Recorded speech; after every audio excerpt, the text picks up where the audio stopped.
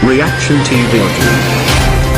السلام علیکم ورحمۃ اللہ وبرکاتہ نحمد و نصلی علی رسولہ الکریم اما بعد. ہیرا فیملی کے تمام ممبر سے مخاطب ہوں.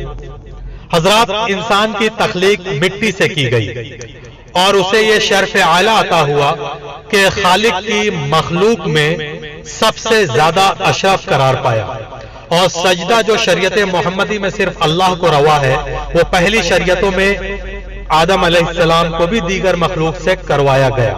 ان سب کے باوجود یہ اپنی تخلیق میں کمزور ہی ہے کہ فطرتاً کمزور ہے، اتنا کمزور کہ کانٹا بھی چپ جائے تو رات رات بھر سو نہیں پاتا. صحت، جان و مال، اولاد سے اس کی آزمائش کی گئی، اور حالات کے تغیرات میں کمی و بیشی سے یہ گھبرا کر مایوسی، نا امیدی اور بسا اوقات کفر تک کر جاتا ہے.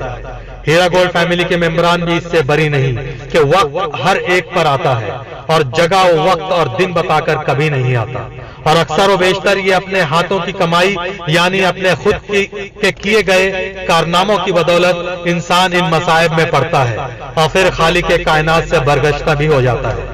رب نے بڑا کرم و احسان کیا تھا خاندان ہیرا اور احباب پر 10 سال سے. یہ اپنے جلو میں اس قافلے کو لیے ہموار طریقے سے کامیابی کی راہوں پر گامزن رہی. ہم سفر بڑھتے رہے، خوشی و کامرانیاں وسعت پذیر ہوتی رہی. دشمن اور شیاطین روڑے اٹکاتے اور مشکلات و فتنے کے بیج بوتے رہے.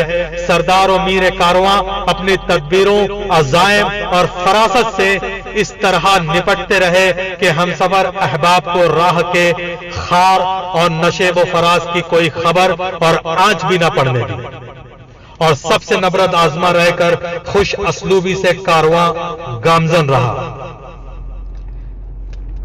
کہ آخر کار اس گھر کو آگ لگ گئی. گھر کے چراغ سے دل کے پھپولے جل اٹھے سینے کے داغ سے.